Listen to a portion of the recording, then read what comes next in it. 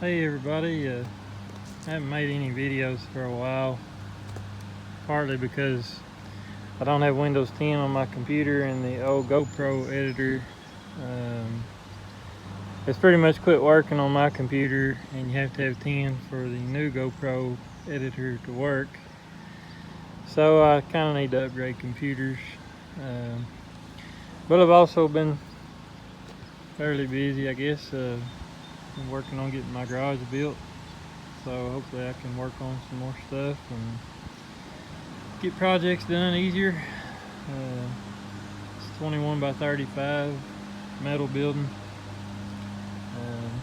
so been working on that since December. It's been together for a few weeks now. I had to pour the concrete, and then I had the building, bought the building kit, and they come put it up. So still got my trucks, all that good stuff. I just haven't changed a lot. But this video is about these two ATVs. They look, you know, they're different. The Suzuki King Quad 300 2002 model, and then over here is a 98 Arctic Cat 300 4x4. They're both four-wheel drive.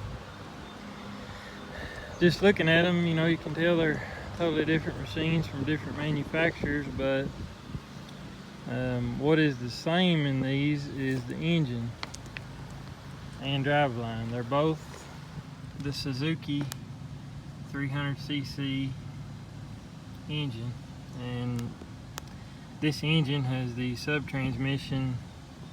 Well, it has the transmission, and it has a sub-transmission, and it has the rear transaxle all built into the engine cases. So it's one big long engine. It runs totally to the back. So that's why people see these Arctic Cat 300s and they're like, where's the engine? Well, you got to start at the back so your axles line up, and then wherever the cylinder head winds up, that's where the engine stops. So I'll go to the back here, and you can see there is no separate rear differential.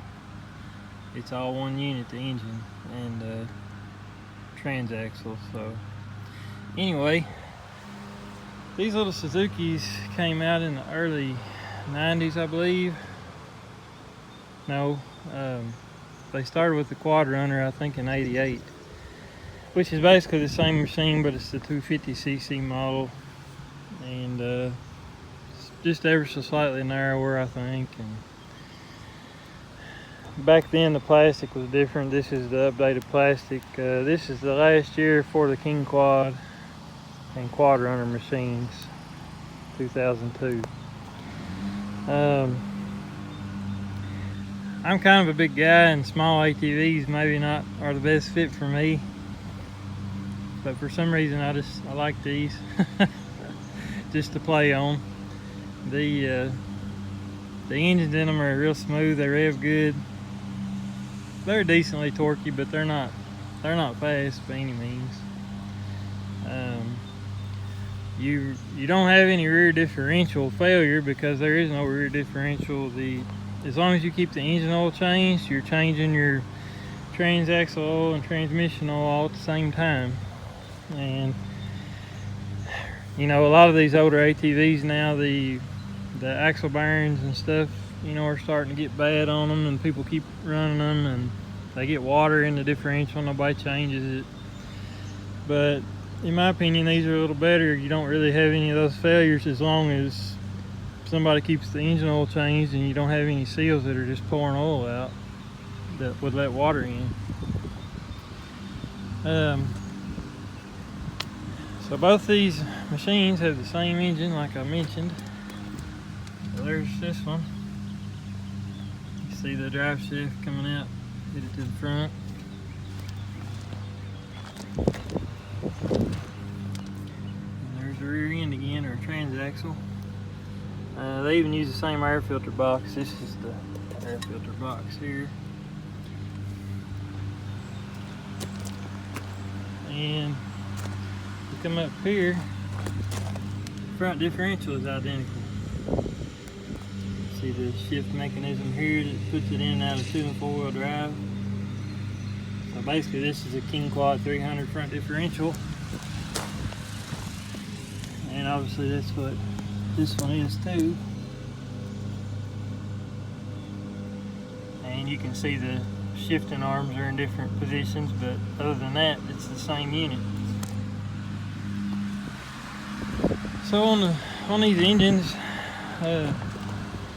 like I said, it's got a built-in sub transmission, so you've got high range, and you've got, I have to move the machine, but you've got low range, and then you got super low. And in each position you have 5 forward gears, all the way down to neutral, and from there you can go to reverse. And once you take it back out of reverse, you click up 5 times, you got 5 forward gears, but you've got 5 gears in every range, so you've got 15 forward gears in these. On the Suzuki model, you have 2-wheel drive, 4-wheel drive, and then 4-wheel drive with front differential lock. On these you have to be in super low to use diff lock. Now there's a modification you can do that changes that, but from the factory, you read here differential lock can only be used in super low range. And I think they did that as a safety because it gets hard to steer in differential lock. Now, we come over here to the Arctic Cat. Where's all these shift levers and how do you change everything on this? Well, this one's a little different. Arctic Cat has their 4-wheel drive selector here. You can see 2-wheel pull out and 4-wheel drive push in. So it's in 2-wheel drive here, that's 4-wheel drive. This is your reverse. You just pull it back and it'll stay back once it locks in. Just like this is reverse on this one. But then you've still got your triple range sub transmission. So you got to come around here. And if you go down here, I think I'm in low range right now. So if you go back, that's super low, that's low, that's high. And then the Arctic Cat has a like a rocker shifter. Kick down with your heel to shift up, kick down with your toe to down gear. To me, it's a little more awkward than the toe shifter, like most manufacturers use, and like the Suzuki has.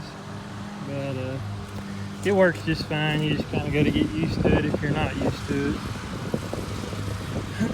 it. Now you might have noticed that the one thing that's missing, even though it's the same driveline, is the Arctic Cat didn't incorporate the differential lock. The differential has the differential lock mechanism still in it. Arctic Cat just chose not to make you know, their selector use that feature for whatever reason. I don't know why they did that, because they could have had differential lock and not added anything except for just changing the selector mechanism. But anyway, you can change that yourself. If you get online and look, there's modification you can do to the shift rod, and so you can make this machine have diff lock just like the Suzuki. But I don't know why Arctic Cat didn't incorporate that. They're already paying for the front differential that has the locking mechanism built into it. So anyway, kind of odd to me, but I wish they had, but it's still the same machine mechanically, and you can fix that if you want to. So as for the rest of the machines, they're both double A-arm front suspension.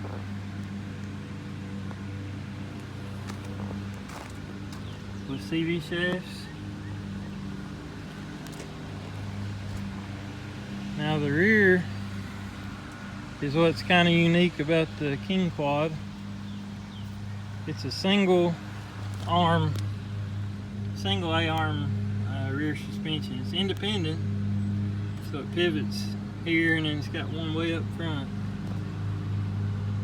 Can't really, you can see the bolt there. So this A-arm is kind of long. It goes up and it pivots, and it's got a shock here, and then this side's the same as well. And the exhaust comes right out the center. And they ride a little funny because it's the single arm. They're not rough. I mean, they're not as smooth as a double A-arm, you know, independent rear, because they don't have a lot of travel. But they do have a big long skid plate. It kind of helps them skid over stuff that maybe you would get hung up on if you had a rear diff hanging down. But it's kind of a unique rear setup, and you'll notice the rear tires toe in and out a lot as the suspension cycles. So if you jack it up, they toe in because they droop. If you get a lot of weight on them or you compress it, they do this because they don't have any choice. You have to have the dual A-arms to keep the camber straight. I think I said toe a minute ago, but anyway, so that's the rear end of the Suzuki, and the Arctic Cat is a more modern setup with double A-arms, you know, regular.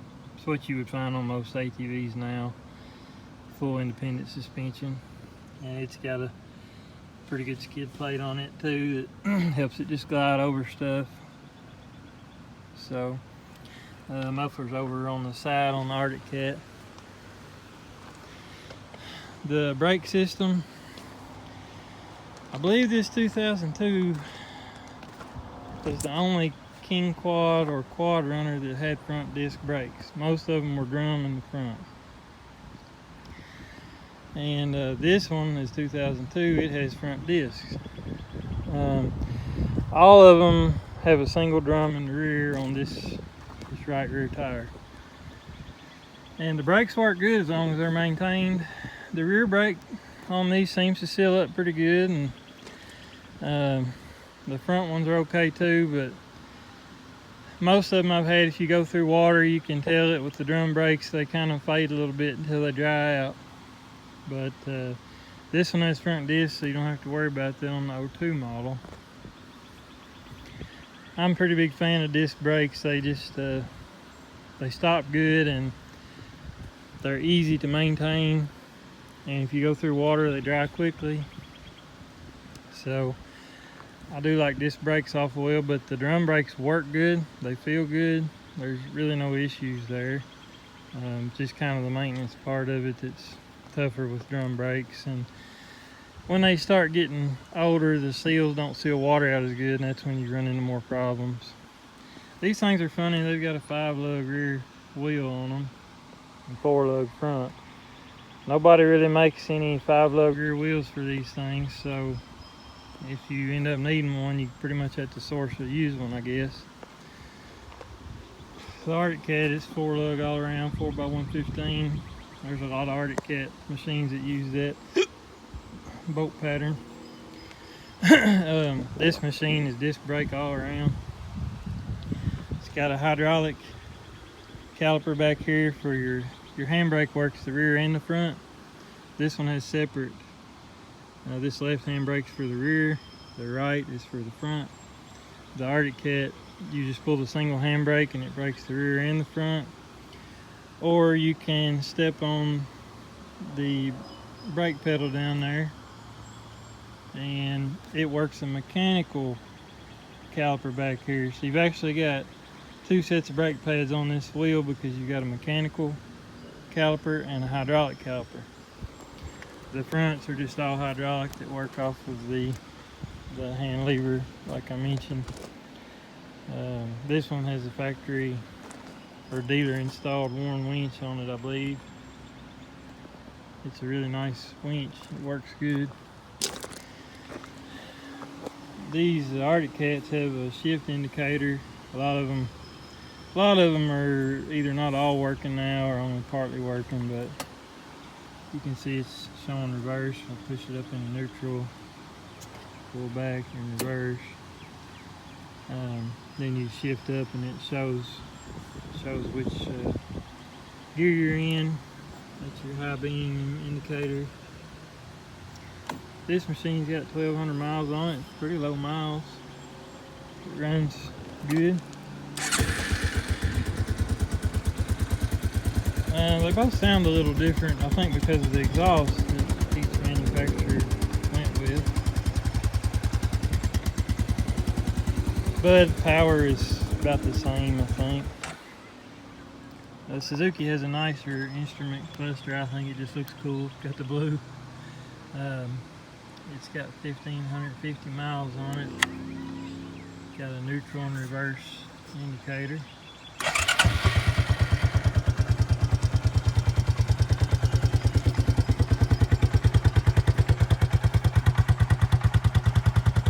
But these little engines, if they're right, they fire right up. They run good. I've had several of them, and I guess I just like them. The Suzuki has an oil temp light, but both these machines are air cooled with an auxiliary oil cooler. It's at the very front. The Arctic Cat's is kind of back a little closer to the engine. I've never had any trouble with these getting hot, even going slow or working them a little bit with the oil cooler. They don't have fans, but they don't really seem to need it. You could always add one. I have had a few of the Quad Runner 250s.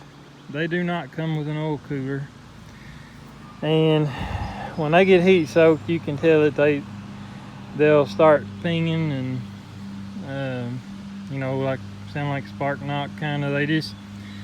You can tell when they get hot they don't run as good, and I've had a couple of those get hot on me on longer rides, especially if you're running very hard. So really, I don't really like not having the oil cooler on these engines because it makes a night and day difference. So if you're looking for a Suzuki, the King Quad is a little better than the Quad Runner in my opinion, just because of that.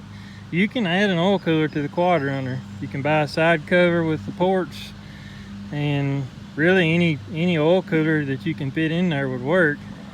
So they can be modified for it. It's really not too big a deal.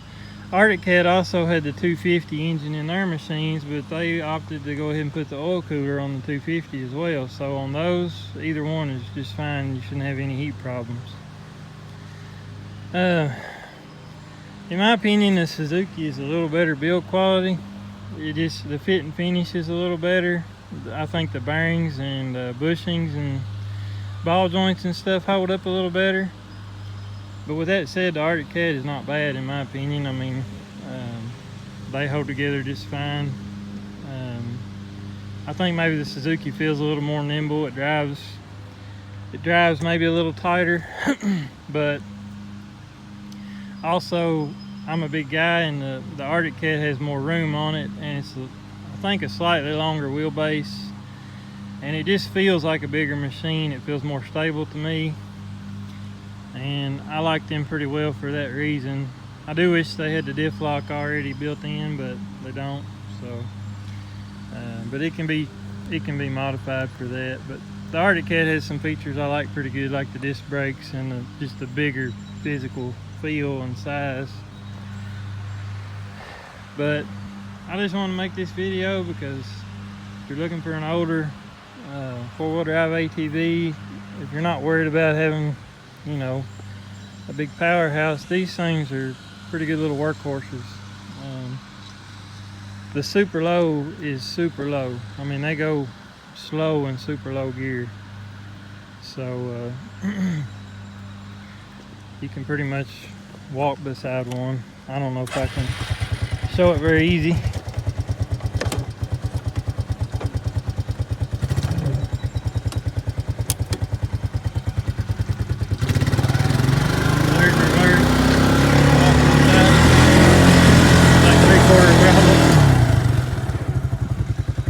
super low. They're just they're geared to pull anything that has a traction pull super low. That's a bird.